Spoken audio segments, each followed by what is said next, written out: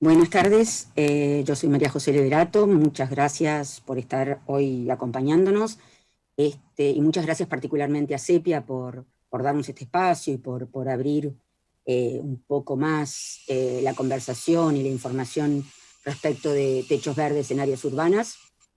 Yo soy arquitecta, trabajo en esta temática desde hace muchos años, ya casi 10 años, en la ciudad de Buenos Aires, y me contacté con la gente de INTA al comienzo, cuando nosotros, bueno, primero fue con la Agencia de Protección Ambiental, que construimos o instalamos la primer cubierta verde en un edificio público para hacer unas cuantas pruebas y estudios respecto de las posibilidades de incorporar este tipo de soluciones en la ciudad.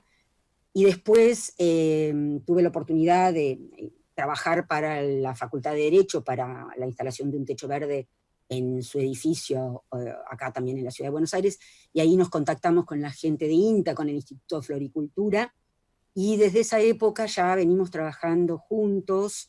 La verdad que nos parece, y imagino que los que escucharon ya la charla de la ingeniera Silvina Soto, ella lo marcó mucho, y supongo que Lorena después también, en cuanto a esta idea de trabajar interdisciplinariamente. Entonces, estar hablando ahora con probablemente un montón de profesionales y gente interesada en esta temática que viene de otras profesiones y de otras experiencias, a mí me parece súper interesante, y bueno, apuntamos a eso, este trabajo de la volver a poner la naturaleza dentro de las ciudades es netamente interdisciplinaria. Los que trabajamos en temas urbanos tenemos muchísimo interés en que los agrónomos, por ejemplo, empiecen a participar más de estas cuestiones. Y bueno, dicho esto, yo no sé por ahí si conviene, hay algunos ruidos ambientes que pido disculpas si eso pasa, pero en principio quiero contarles que mi presentación de hoy se va a dividir en dos partes. Primero, quisiera hablar un poco de por qué es importante incluir techos verdes en ciudades y cuáles son las áreas prioritarias para esto. Eh, Eso le vamos a dedicar un ratito, y a lo mejor pensaba que estaría bueno abrir un pequeño momento de consultas o algún tipo de, sí, de preguntas sobre esa parte, y después nos vamos a adentrar más en la cuestión más técnica de soluciones constructivas para techos verdes en áreas urbanas. Bueno, dicho esto, aquí está mi mail, y después al final también va a estar por si hay cualquier otra consulta o necesidad de mayor información o bibliografía. Entonces, como ya ustedes saben, cuando nosotros hablamos, o la mirada que tiene el equipo de INTA es de trabajar particularmente con cubiertas verdes extensivas, porque son las que brindan directamente mayores beneficios ambientales a menor costo ambiental, también a menor costo de energía, a menor costo de recursos y demás. Cumplen entonces una función prioritariamente esa de mejoramiento ambiental, son livianas y tienen muy bajo mantenimiento. La estrategia del bajo mantenimiento es importante. En la mayoría de los casos son espacios inaccesibles, solamente se puede acceder, o no, digamos, no son espacios de uso, por lo menos el área que está cubierta con vegetación. Tienen un sustrato de poco espesor, no requieren más mantenimiento, como les decía, que el de las lluvias, y se adaptan de manera sencilla al lugar donde van a estar implantadas. Esas son las cubiertas de las que voy a hablar de acá en más, a pesar de que muchas de las cosas que yo diga aplican también a otro tipo de cubiertas verdes. Bueno, aquí hay otro ejemplo, este es de Buenos Aires, una cubierta verde extensiva, tiene en general, y seguramente esto ya lo vieron con Silvina, ¿no? Un aspecto de este tipo, con una variedad de plantas entreveradas, de una manera así como que van creciendo según las épocas del año y las condiciones microclimáticas de cada momento. Y los beneficios que también lo vieron, yo simplemente se los paso muy rápidamente porque no quiero que nos repitamos, y aprovechar lo más posible el tiempo, pero en áreas urbanas lo más importante se relaciona con el control de inundaciones y con brindar más eficiencia a la red pluvial, ya que no toda el agua de lluvia, sobre todo en eventos extremos, debe ser absorbida por la red pluvial porque parte de ese caudal queda retenido dentro del sistema de cubiertas verdes o se ralentiza su llegada a la red, moderan las temperaturas de los techos por evapotranspiración y por, digamos, en general bajar las temperaturas de las superficies horizontales, que son las que reciben mayor radiación solar y que si no serían hormigón, por ejemplo, que es un material con gran inercia y se calienta, y etcétera, etcétera. Incrementan la biodiversidad, reducen el ruido y la contaminación del aire, mejoran las visuales, eso es, a veces lo digo en tema casi como un chiste, pero cuando llegan obreros a un edificio, todos los vecinos empiezan a temblar de qué va a pasar ahí, y cuando el resultado es un techo verde, la verdad que todo el mundo está feliz, en vez de una membrana impermeable, ahora ven vegetación y aparecen nuevas especies y demás, así que en ese sentido es un beneficio muy interesante. Incrementan la vida útil de la membrana hidrófuga, como también dijo Silvina, al no estar expuestas a grandes diferencias de temperatura ni a radiación solar, las membranas duran más, y mejora el rendimiento de sistemas fotovoltaicos porque se mantienen temperaturas más estables, no hay picos de altas temperaturas en techos verdes, perdón, en techos, en techos tradicionales, una membrana asfáltica, se han llegado a registrar en algunos casos temperaturas de casi 60 grados, eso no hace bien a un sistema fotovoltaico, entonces la combinación de las dos cosas que en algún momento pensábamos que no se podía, bueno, nuevos estudios están demostrando que sí y que además es conveniente. Bien, entonces dicho estas cuestiones más generales, me gustaría ya entrar a charlar un poco con ustedes sobre cuáles son las prioridades en una ciudad donde uno pensaría en incorporar techos verdes desde políticas públicas, desde incentivos y demás. Esto lo planteo porque con estos años de trabajar en la temática también me doy cuenta que a veces el techo verde o la cubierta vegetada es como un comodín, ¿no? Cuando estamos haciendo algo que, bueno, pero le ponemos techo verde. Y eso quiero recalcarlo porque, no sé, construir sobre la costa, bueno, estás impermeabilizando suelo, no es lo mismo el suelo natural que un techo verde, son distintas las condiciones y demás. La ciudad de Buenos Aires, para los que son de acá, bueno, ahora se está debatiendo también en el Código de Edificación poder construir estacionamientos sobre todo el pulmón de manzana y que allí se coloca un techo verde. Bueno, hay muchas cosas para debatir respecto de esto y en ese marco quería darles mi opinión respecto de cuáles serían las zonas de la ciudad o las estrategias prioritarias de incorporación de techos verdes.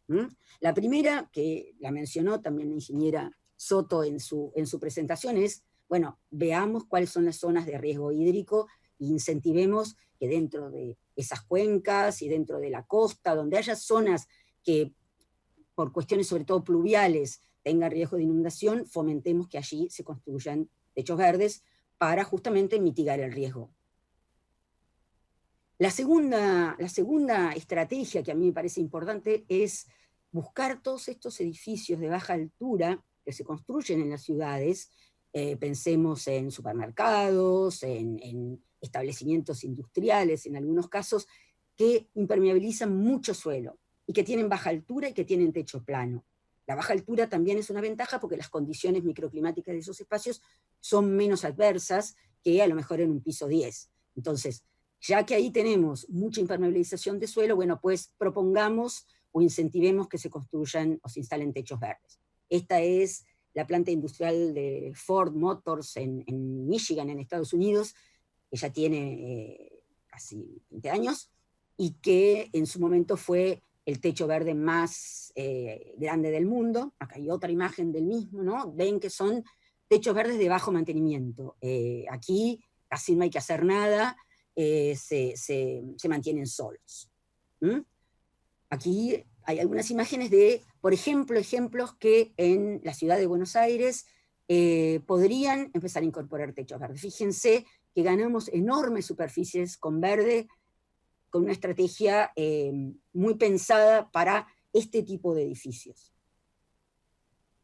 Otro espacio de la ciudad que merecería ser prioritario para techos verdes es cuando uno proponga corredores verdes, corredores con vegetación, corredores que por un lado favorecen la biodiversidad, pero también favorecen el acceso de brisas a la ciudad, en el caso de Buenos Aires, y perdonen que por ahí estoy refiriendo siempre a este ejemplo, pero es en donde yo trabajo, después les voy a pedir que cada uno haga la reinterpretación para sus espacios de trabajo, porque por ahí las condiciones no son las mismas, pero por ejemplo en Buenos Aires las brisas del este y del noreste pueden ser captadas y deberían poder ingresar a la ciudad para mitigar islas de calor, y bueno, entonces acompañar la vegetación con techos verdes puede ser una estrategia muy interesante. La imagen que está a la izquierda es una fotografía térmica de la ciudad de Portland, en Estados Unidos, donde se ve, por ejemplo, todo lo que está en colores azul y celeste tiene menor temperatura, lo rojo es las superficies más calientes, ¿no? Entonces, si yo aquí empiezo a incorporar techos verdes, pues empiezo a lograr este tipo de cosas. Incrementar el refrescamiento y también incrementar la posibilidad de ingreso de flora, de insectos y pájaros sobre todo. Otra área de la ciudad en donde políticas públicas deberían favorecer, fomentar, incentivar los techos verdes es en las áreas de mayor densidad poblacional, que muchas veces o en general coinciden con las áreas con menor disponibilidad de verde por habitante. Buenos Aires tiene algunos barrios muy densos, pensemos Flores, Palermo, Belgrano, etcétera.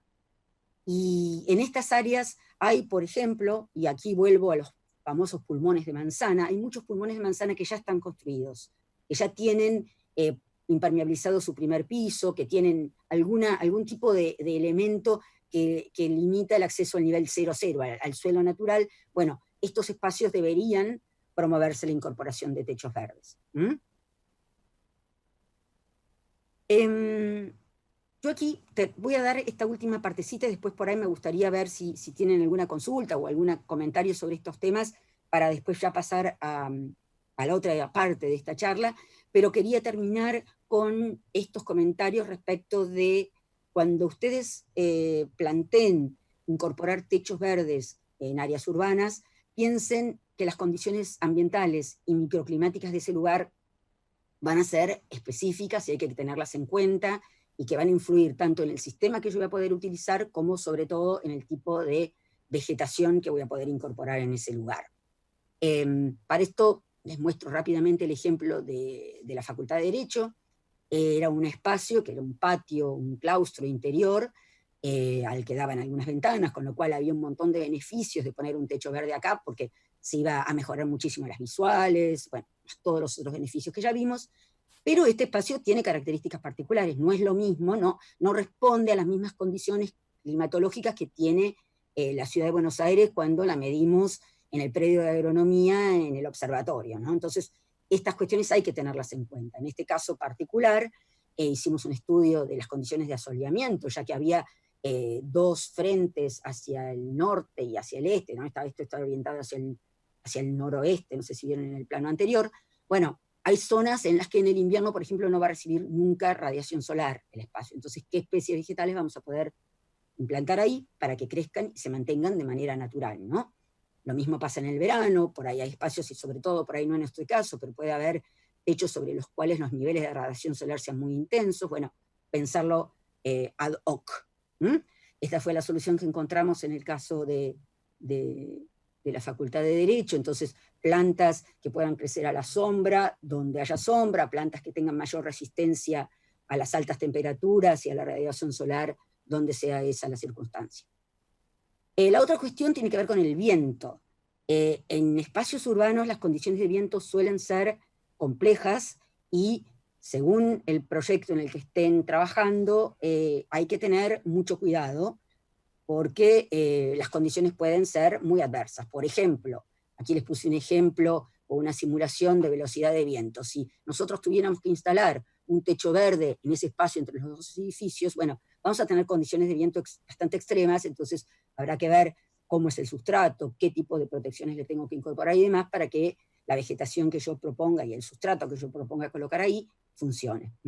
Otro ejemplo, las torres de gran altura en las ciudades provocan aceleraciones de viento muy, muy importantes, provocan remolinos. Bueno, entonces, ¿qué relación tiene el espacio donde yo voy a instalar mi techo respecto de estas condiciones microclimáticas específicas? Y finalmente, ¿qué pasa también con las superficies en torno al lugar donde se va a implantar el techo?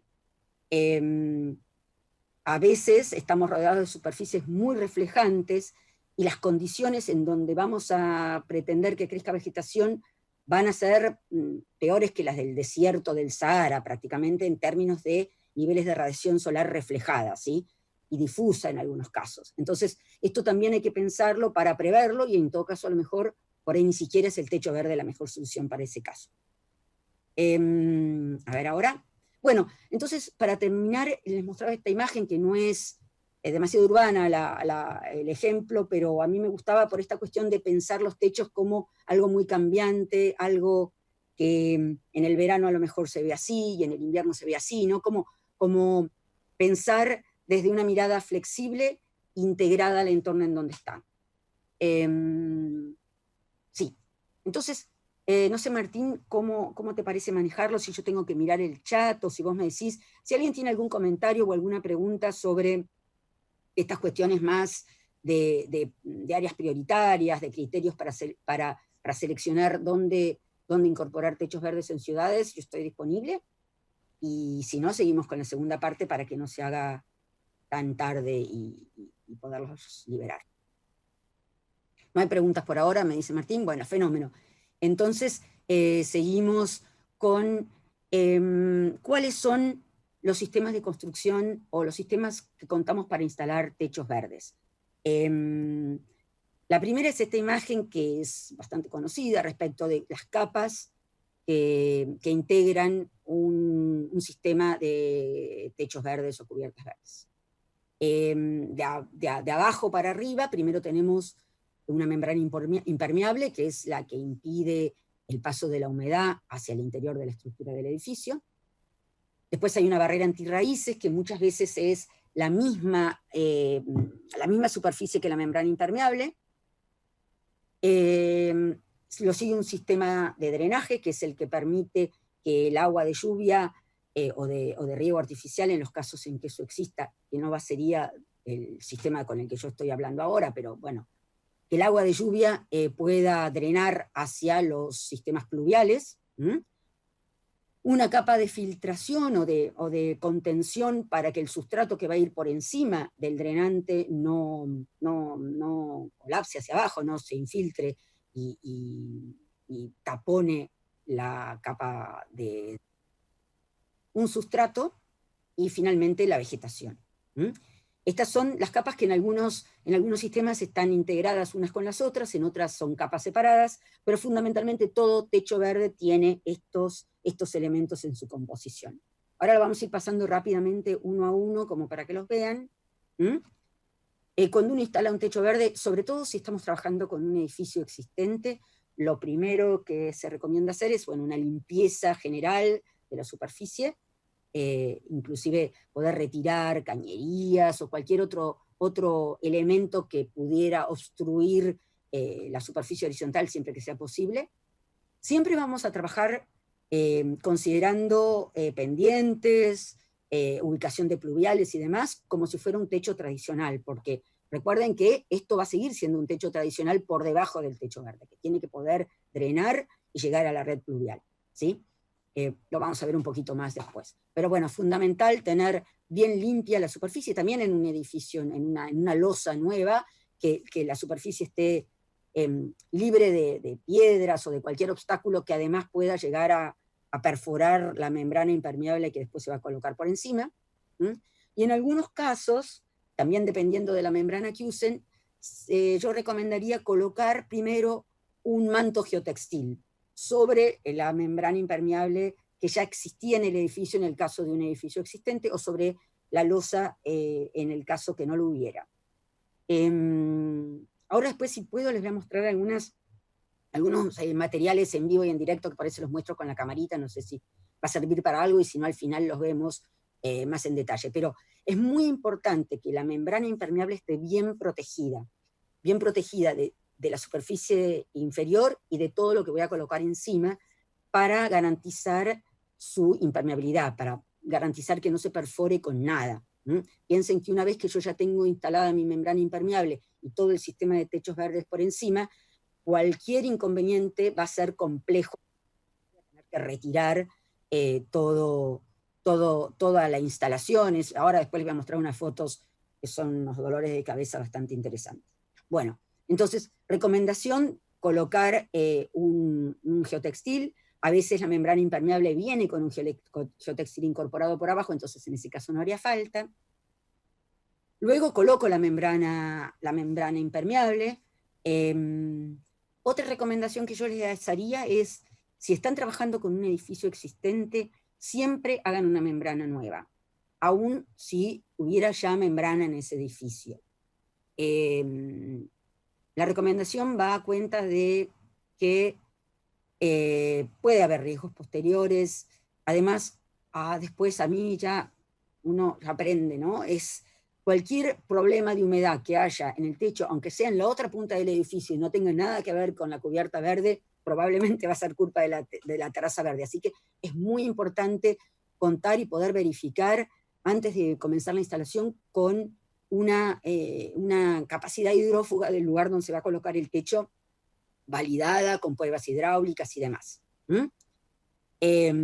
Aprovecho este momento para ver, ven que en esta imagen hay como un mudillo o un murito muy pequeño contenedor, porque para todo este sector no va a haber techo verde. Entonces, porque justamente esta es la escuela de Basa Vivacio Juncal, donde hicimos algunas pruebas y comparábamos un sector con cubierta verde versus un sector sin cubierta verde. Bueno, cuando tengan que limitar la cubierta verde, acuérdense también de las pendientes del techo, ¿no? No vaya a ser que deba escurrir el agua hacia el lado en donde nosotros le pusimos esta especie de dique contenedor y se le genere un charco y futura humedad en ese espacio, ¿no? O sea, siempre, les vuelvo a repetir, las pendientes del techo son muy importantes a la hora de diseñar el sistema de techo verde que yo voy a colocar por encima, sobre todo si hay algún tipo de limitante, o pueden ser un cantero o lo que fuera, que llegue hasta la capa inferior. Bien. El sistema constructivo, bueno, las membranas hidrófugas hay de distintos tipos. En nuestro contexto mayoritariamente son plásticas que vienen en rollo, membranas de PVC, membranas de polietileno. Hay algunas que se colocan con rodillo, pero todavía no, yo nunca las usé como para recomendarlas en nuestro contexto. Pueden ser soldadas manualmente o con máquina. Creo que la elección de cuál sistema impermeable va a depender mucho del tipo de techo, de dónde está ubicado, de la localidad en donde estén, del saber de la gente con la que estén trabajando. Bien, después de la membrana, uno coloca otra capa de geotextil, otra membrana geotextil por encima, de nuevo, con esta idea de proteger muy bien la capa impermeable. El geotextil es un material relativamente económico, así que la verdad que no vale la pena ahorrar en ellos. Por supuesto que depende también del drenante que van a usar. Ahora vamos a pasar esa etapa y van a ver que hay algunos drenantes que ya traen el geotextil.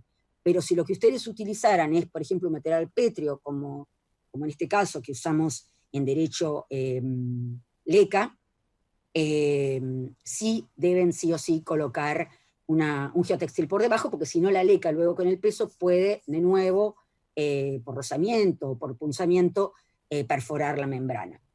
Bueno, esta es la LECA por si acaso, ¿no? A ver si se ve, acá la ven. La LECA ahora es un poco cara, así que probablemente no va a ser el material que elijan. En últimas cubiertas verdes nosotros usamos pometina, que es algo similar. Acá está la pometina. Cuando uno usa este tipo de sistemas, el criterio que tienen que tener en cuenta es que la granulometría sea pareja. En general hablamos de entre 1 y 2 centímetros para garantizar esta cuestión de drenaje, que no se empiece como a compactar el sistema. Otras capas, hay otros sistemas drenantes que, de nuevo, dependerá del lugar en donde estén, les va a convenir más o menos utilizar, que ahora vamos a mostrarles algunos más. Son los que yo llamo, no sé yo, industriales o más, sí, que, por ejemplo, ¿no? Si uno está construyendo un techo verde y tiene que subir todos los materiales por un ascensor o por una escalera, bueno, capaz que la leca o la pometina son bastante complejos de incorporar, entonces hay otros sistemas que seguramente las cuentas, cuando hagamos la comparativa, nos van a dar muy bien. También depende del espesor con el que yo cuente para colocar el techo verde, el espesor del drenante también influye, ¿no? Y acá les muestro varios. Uno que tenía Sika, el primero, el Aquadrain de Sika. La última vez que hablamos no lo estaban produciendo más, pero acá se los muestro, es algo así, ¿m? Es como una especie de frazadita. El 5, que es el último que les estoy mostrando ahí abajo, también incorpora algo parecido como manto de protección y drenante. Después está el de McDrain, que es este que está aquí, que a ver si lo ven. Ay, qué difícil que es esto. Bueno, ahí está, que tiene como una especie de sistema plástico intermedio que está acá.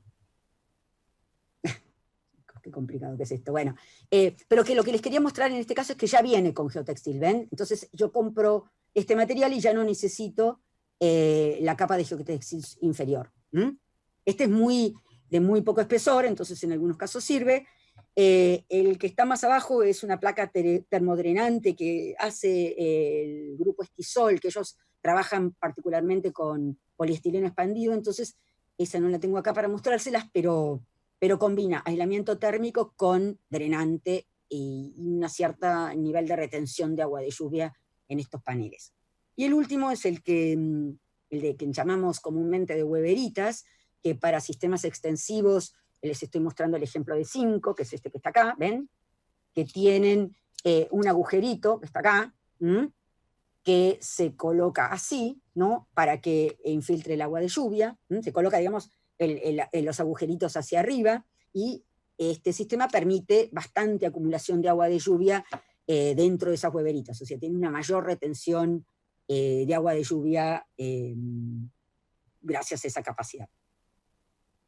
Bien, bueno, luego que colocaron el drenante que sea, como ven en estos ejemplos que yo les estoy mostrando, siempre son sistemas pétreos, y en este caso, bueno, entonces se está colocando esta segunda capa de geotextil, es la que les mencionaba, que sirve, bueno, con las hueveritas también, y cualquier sistema que no limite el pasaje del sustrato hacia abajo requiere un geotextil, ¿no? Porque piensen que yo arriba de esto voy a colocar el sustrato. Entonces tengo que poder separarlos. Bien. Entonces, vamos con esto, se coloca este geotextil que además limita el pasaje de raíces, ¿no? Contiene todo el sistema que va a andar por encima. Y finalmente coloco el sustrato. Tuvieron una charla específica sobre el tema del sustrato. Yo quiero hacer especial énfasis en pensar en sistemas que no utilicen suelo natural. Con esto de trabajar mucho con el sector público, me han llegado expedientes con tierra, y a mí eso me preocupa un poco.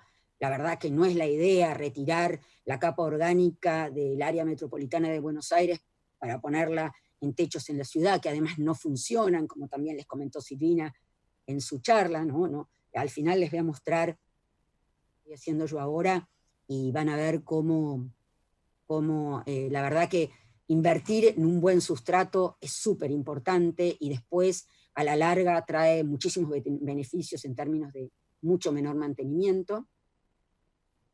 Y finalmente la plantación de las especies vegetales. Sobre esto los comentarios que puedo hacerles es que, bueno, trabajen con gente dentro de lo posible que tenga experiencia en trabajar en techos verdes. Esto no es lo mismo que estar en un terreno natural, que hay que trabajar con mucho cuidado. Se implantan, bueno, también lo vieron en otras clases, pero en general trabajamos con plantines o con tepes, es como la forma. Nosotros acá en Derecho fuimos con plantines. Cuando llegamos con las plantas, el contratista casi me mata, me dice, pero esto es muy chiquito y no sé qué. Bueno, la verdad que es muy buena idea que sean plantas pequeñas. Ahora les voy a mostrar unas imágenes. Estas plantas pequeñas las colocás haciendo un agujerito con el dedo y con mucho cuidado, tienen la posibilidad de desarrollarse en el contexto en el que después van a estar habitando, así que la verdad que tiene muchos beneficios, es cuestión de acostumbrarse y vamos bien. Las especies también las vieron, son todas plantas que tienen muy bajo mantenimiento, de nuevo, en general las ponemos entreveradas, hay algunas que van a funcionar mejor en un momento, otras que van a funcionar mejor en otro, que van a dar protección unas a otras, si viene algún tipo de plaga, bueno, siempre va a haber alguna que se recupere y que permita el mantenimiento del sistema. Nosotros hemos tenido muy buenas experiencias con todos los sedums. Con la fila tuve un poquito más de complicación, por lo menos allá en derecho, la verdad que no prosperó. La portulaca es una masa, avanza como loca. Bueno, eso es así como medio, disculpen un poco la falta de, pero bueno, soy arquitecta. No, bueno, pero basta. Lo que les quería decir es lo siguiente, esta idea de plantar por plantines, ¿no? Cuando uno implanta la vegetación, se ve así. No es un techo muy verde, es cierto. En este caso, además, fíjense que lo que hicimos en ese momento fue cubrir con leca la superficie, o sea, la capa superior del sustrato, que ayuda a proteger la planta y a proteger el sustrato, y además le mantiene mayores niveles de humedad, y con la lluvia funciona mucho mejor. Pero bueno, esto era cuando lo plantamos, creo que esto fue en marzo, y en septiembre la cubierta ya está vacía, o sea, crece muy rápido y es un sistema que rápidamente logra, bueno, nos parece que funcionó muy bien. La otra cuestión es trabajar con tepes. Como creo que les contaba Silvina, eso todavía no está desarrollado aquí, pero bueno, a veces pasa que hay un cliente que dice, no, yo quiero un techo verde, que el día que vaya a cortar la cinta esté verde. Bueno, entonces me parece que la mejor idea es recurrir a este tipo de soluciones. Ojalá pronto haya un mercado para esto y un buen desarrollo de este tipo de respuestas. El otro tema con los techos verdes, y yo me voy acordando mientras hablo, es que el tiempo entre que yo empiezo la obra y la termino es bastante corto, entonces necesito que ya haya habido un vivero que tenga la disponibilidad de plantas que yo voy a requerir, para lo cual en algunos casos tengo que poderlas encargar con bastante anticipación, o que sea un vivero que tenga mucha disponibilidad, cosa que no suele pasar. Entonces, bueno, ahí también hay un cuello de botella que ojalá podamos ir solucionando. En otros contextos vienen y en 2 días armamos el techo verde con sistema de este tipo. Y ahora quería hablar un poco sobre otras variantes. Yo lo que les mostré recién es como lo que llamaríamos un techo verde más tradicional o extensivo por capas. Pero hay algunas variantes que me parecía importante mencionarles. Una es trabajar con bandejas. Esta es la clínica Finoquieto, que también les mostró Silvina en su momento, que ellos lo que hicieron fueron colocar una bandeja al lado de la otra y armar el techo. Esto tiene la ventaja que, bueno, sobre la cubierta ya terminada, que tiene su impermeabilización y todo, yo vengo, pum, coloco la bandeja y ya está el tema solucionado, por lo menos si uso este sistema. Como crítica a la selección que se hizo en este caso de Finoquieto, yo diría, bueno, estos son todos mexicanum, capaz que no es la mejor idea, yo por eso les hablaba de un poco más de variedad de especies, vean que no son transitables, y bueno. Estas son las bandejas de la Universidad de Córdoba, la Universidad Católica de Córdoba. Ellos están desarrollando un trabajo súper interesante sobre techos verdes para esa región y tienen desarrollada una bandeja específica que, que creo que la comercializan y todo, así que podría ser una súper buena opción para empezar a incorporar, que aquí se ve bien en corte cómo funciona el sistema. Ven que tienen como unas patitas inferiores que permite el drenaje por abajo. Y por arriba va todo el sistema digamos, seguramente tiene pometina y tiene un geotextil y viene el sustrato y las plantas. En este caso ellos están haciendo pruebas con distintas especies, con riego, sin riego, para validar cuáles son las más apropiadas para la región. Este es otro sistema que creo que no lo está produciendo más Alba, pero que me parecía interesante mostrárselos porque se ve rápidamente cómo se van incorporando todas estas capas que veíamos antes. En el caso de estas bandejas sí son transitables, las otras que mostrábamos antes no, o no de manera habitual, se pueden a lo mejor en algún caso pisar para alguna cuestión, pero nada más. Estas son las que estaban en la clínica Finoquieto. Ven, o sea, el tema con esto es que termina siendo un poco más caro, o bastante más caro, porque el productor tiene que producir todo esto en un espacio, ¿no? Son un montón de superficie, de bandejas que yo tengo que poder entregar ya terminadas, ¿no? Era una, no sé, masitas, pero bueno, esto requirió bastante trabajo. Y en el caso de las de LED, que son verdes aires que ven aquí, ellos las colocan directamente sobre bloques, estos son bloques tipo retac, cortados al medio, que van apoyadas directamente sobre estos bloques y drenan por debajo. Aquí hay una imagen de uno de estos sistemas terminados, esto es de Green Roof, pero vean que a la larga, si se eligen bien las plantas, terminan cubriendo toda la superficie del techo y casi no se notan las uniones entre. También se pueden colocar techos verdes en superficies en pendiente. En este caso les estoy mostrando dos soluciones. La empresa 5, no quiero quedar como que yo hago publicidad a nadie, pero ellos venden este tipo de sistemas, no hay muchos instalados en nuestro contexto, en general son más complejos que los techos planos, pero se pueden solucionar. Lo que uno tiene que incorporar en todo caso siempre son elementos de retención. Según la pendiente del techo con el que estén trabajando, será diferente este sistema de retención para evitar que el sustrato y las plantas colapsen hacia abajo, ¿no? Pero bueno, son posibles. El que está arriba es justamente un techo inclinado en Buenos Aires que tiene todo un sistema de techos verdes. Lo que sí tienen que recordar es que, les aviso por si esta idea se ocurre para un techo de chapa, que cuando coloquen un sistema de techos verdes va a incrementarse el peso. Entonces, si yo voy a cargarle este techo a lo mejor 100 kilos por metro cuadrado, tienen que pensar que la superficie que está abajo, o la estructura, perdón, de sostén de este techo tiene que poder resistir esta carga adicional. Pero si es un techo nuevo o si hay, bueno, es una solución que es posible.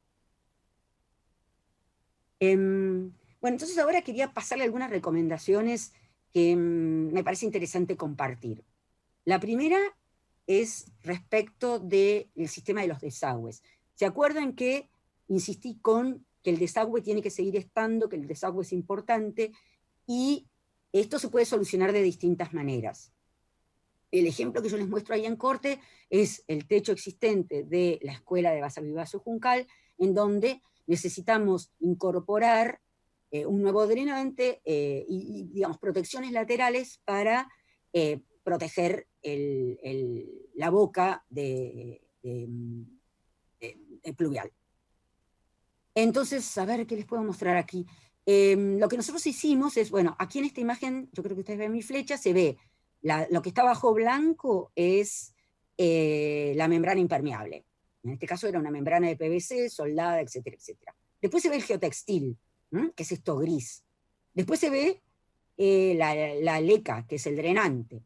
Bueno, entonces nosotros aquí lo que hicimos fue colocar ladrillos huecos, que se ven en esta otra imagen, a los cuales le cortamos la cara inferior para permitir que el drenante que está por acá, el agua que va por este drenante que está por acá, pueda llegar al embudo y escurrir hacia el caño pluvial. Para eso lo que hicimos fue incorporarle después al ladrillo hueco un mosquitero plástico para que protegerlo y evitar que la leca se, digamos, obstruya y se meta dentro de, primero del ladrillo y después en el caño pluvial. Y por encima se colocaron 2 hiladas de ladrillos comunes para terminar armando esta nueva, digamos, superficie superior con otra rejilla como terminación. Entonces, cuando esto está terminado, ahora, bueno, no tengo una imagen para mostrárselo, uno ve, todo esto además lo rodeamos después de una superficie sin vegetación, en este caso con pometina o con leca, para evitar que las plantas se vayan avanzando sobre esta área que nosotros queremos preservar. Hay otras bocas o cajas de registro ya premoldeadas que también se pueden mostrar, que se pueden comprar, ahí les muestro una, pero bueno, sin más, con un sistema de albañilería más tradicional también se puede solucionar este sistema. Fíjense que las dos hiladas de ladrillo común son las que coinciden con, en este caso, donde se coloca el sustrato y donde se colocan las plantas. Sobre, les decía recién, la otra cuestión a tener en cuenta es dejar libre primero las bocas de acceso, y segundo, en general siempre se recomienda dejar un borde de más o menos 30 centímetros todo, sobre todo el perímetro del techo verde, como espacio además para poder acceder más sencillamente, fíjense en este corte, ¿no? Este es el techo verde. En este caso, además, si yo dejo este borde libre de vegetación, todo el agua que cae por este goterón, que podría llegar a encharcarse y demás, cae sobre esta área que no tiene vegetación, y eso ayuda a que el filtraje y el drenante sea más rápido. Fíjense en la imagen de abajo, es gracioso, pero cómo acá empiezan, esta es la Facultad de Derecho, cómo empiezan a crecer plantas aún en el sector que no hay sustrato. Es genial cómo estas plantas de bajo mantenimiento crecen casi en cualquier lado. Y aquí se ve nuevamente el espacio sin vegetación, que por supuesto se limita con cualquier sistema de los mismos que se usan en jardinería tradicional, con un fleje, con el caso de la facultad usamos ladrillo de canto. Y la otra cosa que les quería decir es que si en el proyecto de ustedes llegan a decidir cubrir las bocas de desagüe pluvial, opción que en algunos casos podría llegar a darse, nosotros en derecho las cubrimos, o sea, no las cubrimos con vegetación, pero sí la cubrimos con drenante, por supuesto colocando un geotextil abajo, siempre, sí o sí, tienen que señalizarlas. Tiene que estar de alguna forma, que es lo que quería mostrarles aquí, marcado el lugar donde está ese pluvial. Porque llega a haber cualquier inconveniente, hay que hacer algún tipo de trabajo de limpieza, y tengo que poder encontrar el pluvial, no tiene que ser una cosa que tengo que llamar al instalador y va, no, o sea, tiene que ser algo muy sencillo de ubicar y que quede permanente. Otra cosa más respecto de los techos y las pendientes, bueno, recuerden que necesitamos una pendiente del 2% como mínimo. Si tienen la opción y si es una obra nueva, en general pendientes un poquito más acentuadas son mejores en el caso de techos verdes. La verdad que el requerimiento de drenaje de agua es importante. Si van a trabajar con un edificio existente o aún en un edificio nuevo, siempre tengan en cuenta si hay que abrir puertas, si hay accesos, cómo se maneja eso, porque sobre la losa va a haber un espesor mayor, que es el que va a incorporar todo el sistema de techos verdes, ¿sí? Para que no les pase que después no puedan abrir la puerta. Y esto es súper importante, aún en techos verdes no accesibles, tiene que haber todos los sistemas de protección anticaídas, barandas, etcétera, porque va a haber gente que de alguna manera o en algún momento va primero a trabajar para instalarlo y después va a tener que subir a este techo para mantenerlo. Hay montones de tecnologías ya disponibles para esto. Otras más, algunas recomendaciones de obra. Protejan la membrana impermeable durante todo el proceso posterior de instalación del techo verde. Como les decía antes, suele pasar que uno trabaja con gente que está acostumbrada a trabajar en otros ámbitos. Entonces, el calzado que utilizan, la forma en la que, como decíamos antes, se plantan las especies vegetales, que ahora vamos a ver en otra foto, si uso la carretilla, cómo, ¿no? Todas estas cosas empezarlas a cuidar mucho para evitar que haya riesgos de perforamiento de la membrana. Aquí estamos, en este caso no están plantando, sino que están retirando yuyos. Bueno, de vuelta, es una tarea muy manual, muy delicada, que hay que hacer con mucha conciencia. Porque si no, les puede pasar como nos pasó a nosotros, que habíamos terminado todo, la cubierta estaba fenómena, miren qué bonita la parte de atrás, empezó a haber humedad, no sabíamos de dónde venía, hubo que levantar todo con todos los inconvenientes que eso acarrea, para encontrar ese lugar que está ahí abajo, a la derecha, que era el lugar donde estaba perforada la membrana, que había sucedido claramente, en algún momento le dieron con la pala y bueno, tuvimos este inconveniente. La otra cuestión es que, depende de las condiciones en las que estén trabajando, siempre, si ustedes van a instalar una cubierta verde en un edificio de otro, sobre todo, trabajar en gran escala, informen sobre, esto es un proceso constructivo que tiene ciertas cuestiones, como por ejemplo la descarga de materiales, el traslado de plantas, etcétera, etcétera. Fíjense, nosotros aquí, en el frente de la Facultad de Derecho, sobre la avenida Figueroa Alcorta, bueno, descargando camiones con leca y con sustrato, ¿no? Y creo que esta es la última recomendación, que también ya se las mencioné antes, pero que es importante que se las recalquen a su comitente. En general, este es el edificio de estadística y censos en la ciudad de Buenos Aires, que tiene, como ven, un techo verde que es, o sea, tiene un sector de uso donde los empleados pueden subir y almorzar o descansar, y después tiene todo este sector con un sistema de sedums, básicamente. Pero cuando los plantamos estaban así. No se los veía verde, la verdad que no. Pero bueno, si uno ya tiene este tema hablado con anterioridad, no va a haber ningún problema, es parte del proceso y vamos bien. Bueno, ya creo que estamos llegando casi una hora y se me está acabando el tiempo, pero quería compartir un par de experiencias que me parecía interesante, a ver qué opinan y cómo, qué sé yo, hacerlas públicas. Esta es la escuela de Basavilbaso Juncal.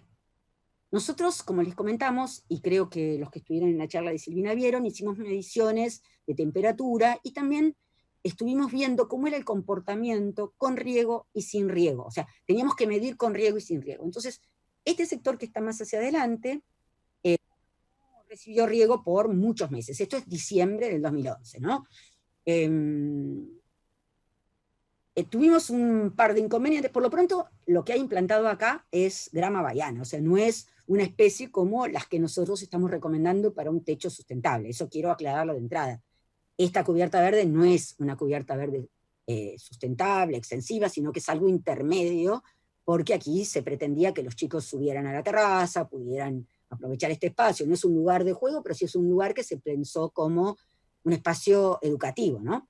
De hecho, los primeros días cuando veíamos a los chicos en este techo era fascinante, se tiraban sobre el césped, ¿no? Pero bueno, dicho eso, encima pasó que nosotros habíamos pedido que este sector no se cortara el césped, no se mantuviera, y llegó el mes de enero y un ímpetu así de trabajo, los que vinieron a mantener el césped no solo, o sea, cortaron además el césped este que estaba recontraseco por tanto periodo sin lluvias. La directora de la escuela ya estaba que se tiraba de los pelos, que me dijo, José, ¿qué están haciendo? Pero nosotros insistimos con mantener esta prueba porque de verdad queríamos ver qué pasaba. Y bueno, esto fue en febrero, ¿no? Un mes después empezaron las lluvias y la verdad que la cosa cambió, ¿eh? Y en septiembre del año siguiente esto seguía sin ningún tipo de mantenimiento. Ya esta etapa habíamos puesto un cartelito para que nadie se metiera a intervenirlo, y este era el sistema que encontrábamos. María Eugenia, la bióloga, que era la que se ocupaba de hacer el monitoreo de biodiversidad, que también creo que les mostró Silvina, estaba feliz de la vida porque había un sistema tanto más diverso e interesante que se había incrementado la biodiversidad muchísimo. Pero lo que quiero decir con esto es que parecería que en condiciones como las de la ciudad de Buenos Aires, con los regímenes de lluvia, aún de veranos que por ahí tienen periodos largos bastante secos, aún en el caso este en que teníamos especies vegetales no lo suficientemente buenas para este clima, vean que, digamos, si el comitente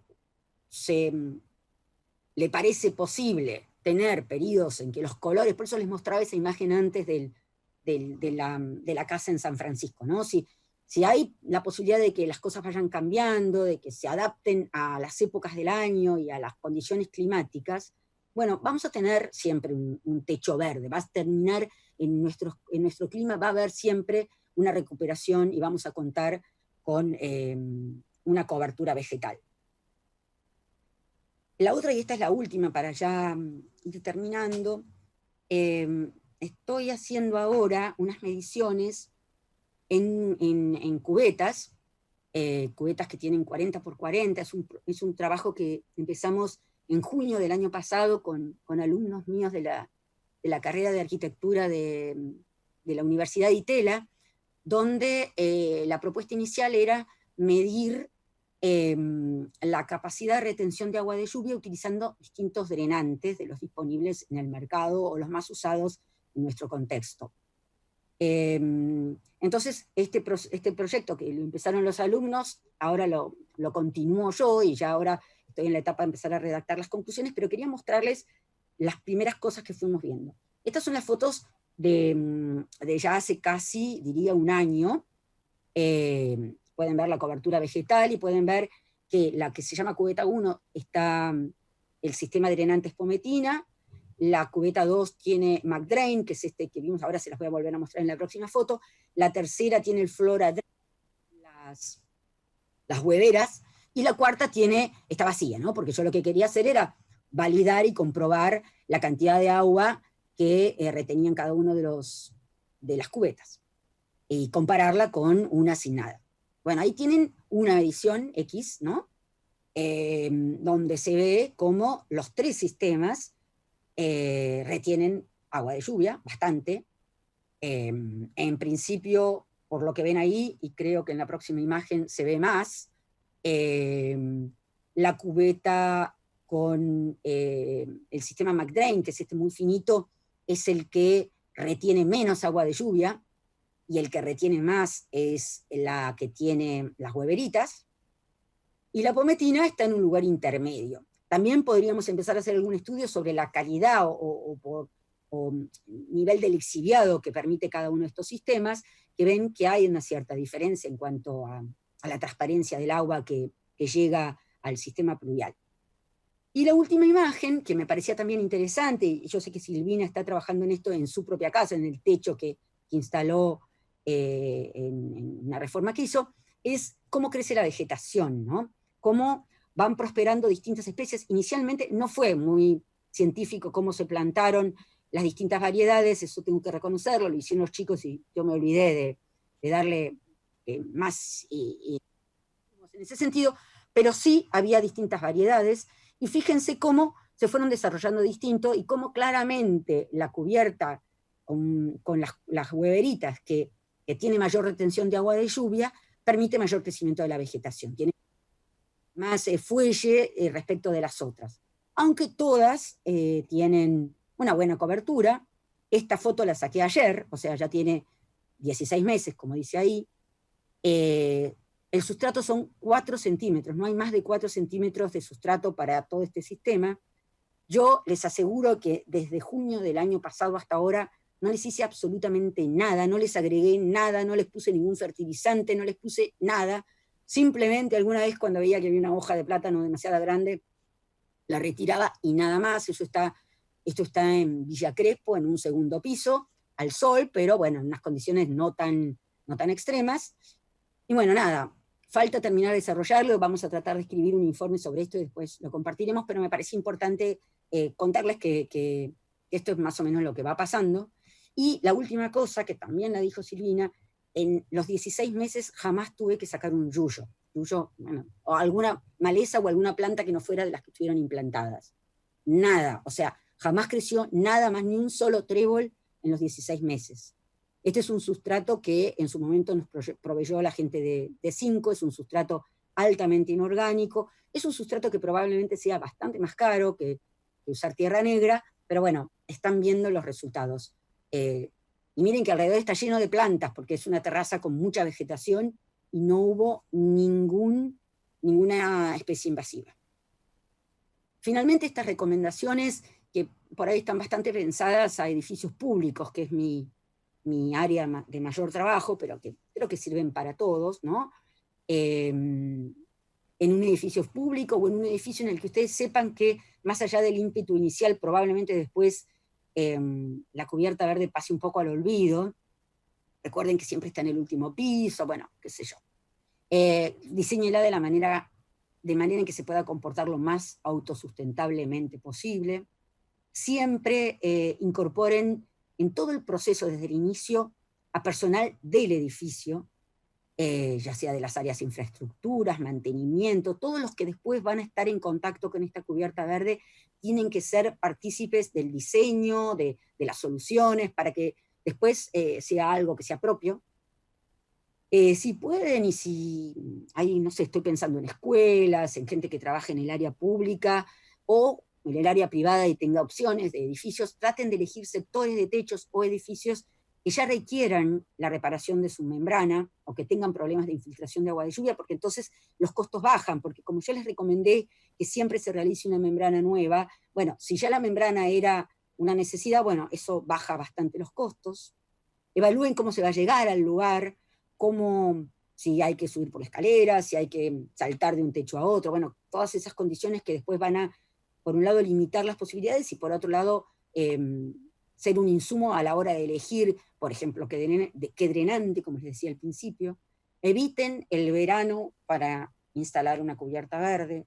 La mitad y media de las cubiertas que tuve que hacer yo son en verano, porque básicamente, como eran para el sector público, ya llega octubre y les sobra presupuesto, o les queda un resto y dicen, bueno, vamos con el techo verde, y entonces arman la licitación y esto sale en noviembre, diciembre, y terminamos siempre instalando en la peor época del año. Peor, todos ustedes saben, para el tema de las plantas, pero también peor para la gente que va a estar trabajando allá arriba.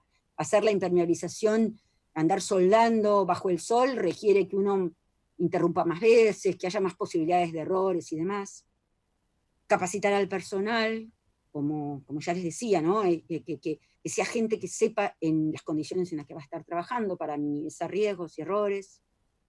Contar con, entregar cuando se finaliza la instalación del techo verde un plan de mantenimiento, un plan de inspecciones que diga qué hay que hacer en cada momento, ¿no? Uno ya no va a estar más y el sistema va a seguir evolucionando y eso pueda ser tenido en cuenta y mantenido bien. Y finalmente difundir mediante cartelería y señalización la presencia del techo verde, porque muchas veces pasa que después la gente no lo usa, no va, ni siquiera sabe que está y es realmente una lástima. Yo creo que con esto ya estoy. Esta es un listado de bibliografía que hay disponible sobre este tema, todo está para bajar desde la red. También hicimos en algún momento unos trabajos con el ingeniero Rosato de la Facultad de Ciencias Agrarias de la UBA. Ahí está el que se ve en la imagen ahí, es el librito que armamos sobre la experiencia de la cubierta verde en el edificio de Basavilbaso, que también está disponible online. El catálogo de plantas de INTA es fundamental. Bueno, hay unos cuantos, creo que vamos bien con eso. Ahora sí, les agradezco mucho.